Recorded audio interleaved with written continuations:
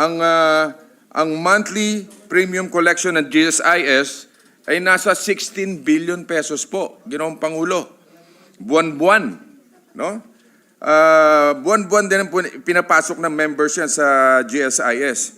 Ay hindi pa po kasama dyan yung 11.493 billion pesos na kinolekta ng DBM sa mga miyembro na forfeited na o prescribed na. Kasama na po dyan yung mga dapat sanang natanggap ng mga miyembro pero namatay na bago pa man makuha yung pensyon. At idadagdag pa natin dyan, Ginoong Pangulo, yung 10 billion pesos na subject ng audit disallowance. Maliit na maliit po ito kumpara sa monthly budget ng GSIS for admin cost na nasa 7 to 8 billion pesos. Kung tutuusin, kung nasa 5% lang ang mag-a-avail ng option, which is a liberal estimate, if we are basing matters on current numbers, nasa 24,298,000 no? 24.298 million pesos lang po, buwan-buwan po yan. Yun po yung 5% kung tataas pa natin yun. No? So, hindi po ganun kalaki, Ginoong Pangulo. Yung sinagot po sa atin ng sponsor, Mr. President, ano po ba yan? Compilation ng mga studies or in one study? Para po makahingi tayo ng kopya, mapag-aralan din po natin.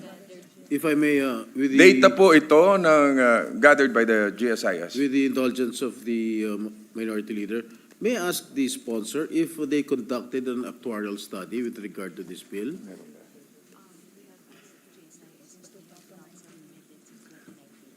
We have asked the GSIS, but they have not submitted since 2019, Mr. President.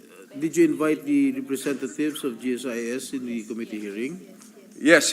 Pero inaral na po ito ng CSC. Are they supportive of this bill? Yes, they're very supportive. That's why nandito po sila, Ginoong Pangulo. GSIS? No, the CSC.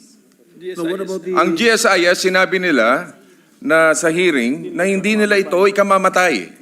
Di ba? Kaya ba nila bayaran ito? If we Kaya lower the age of sobra-sobra nga, retirement? Mr. President, ang kanilang pondo. Kasi 16 billion po, buwan-buwan, ang collection nila.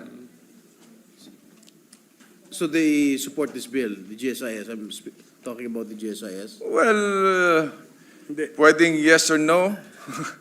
Because Pero the at the end of the day, Mr. President, isipin natin dito yung mga tao. Let's give them an option to retire early. Yes, Yun ang it's just an optional. Kung ayaw nilang magretiro, hindi po to mandatory. Ang kailangan dito yung mga katulad ng mga kasamahan na lang natin dito sa Senado. Meron po akong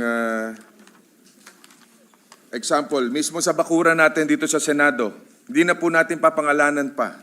Imbis na makuha niya sana yung buo niyang pension, kalahati lang ang nakuha niya. At hindi pa based on optional retirement computation dahil hindi pa siya umaabot ng 60 years old. Kaya sa disability pension computation pumasok. No? Kalahati lang po ang makukuha nila sa dekada nilang pinaghirapan na i-contribute sa GSIS. Madami dito sa ating mga kasama sa Senado ang napipilitan pang pumasok kahit may mga sakit na, mga na-stroke, may lumpo, putol ang paa, parehas na paa. Sa totoo lang, gusto na sana nilang mag-retire, kaya lang hindi pa sila umaabot ng 60 years old. Ang tanong nila, paano naman sila?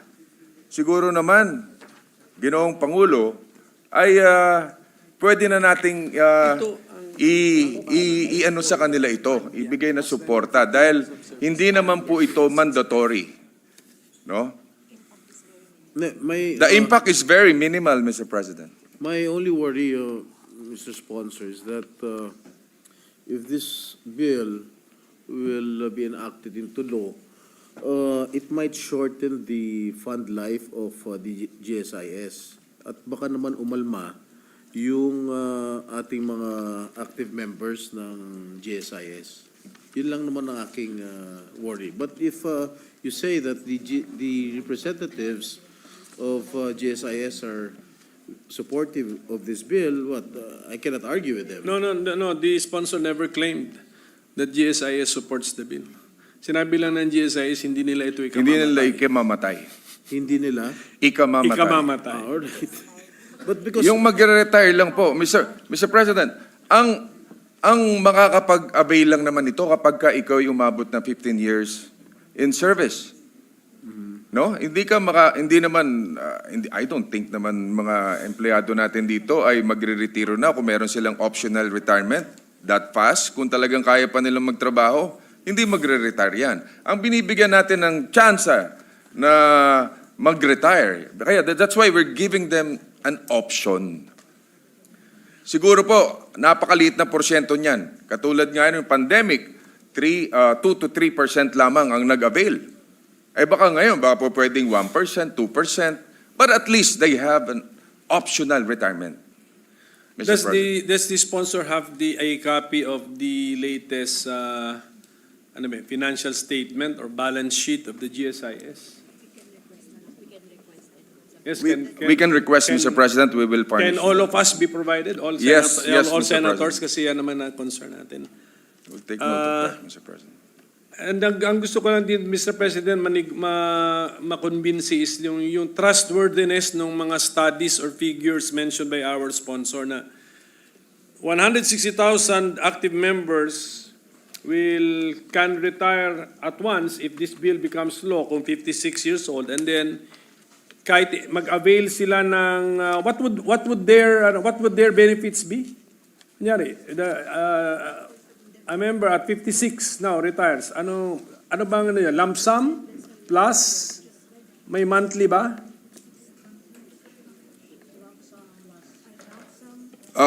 Lump sum Lump sum of 18 months, or they can, or a 5 years lump sum. Ayun. ulit. Only one? The retirement benefit is just a lump sum? Just give me. Wala bang, di ba lump sum and then may period na nothing and then a period starts na may monthly na? O hindi ba ganun ng GSIS, ano? Give it a complete detail.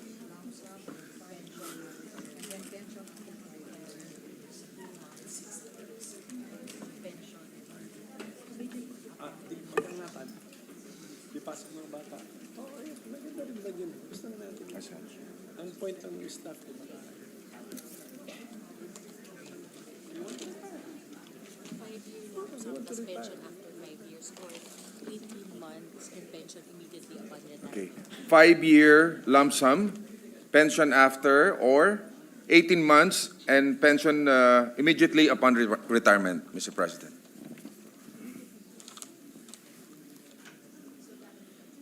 Same with current. Lump sum, so ang retirement benefit na pinag-uusapan natin even sa normal, di ba? Even sa normal, even sa mandatory or even sa optional, the current optional, kahit sa new age. Ito, That's right. the retirement, the general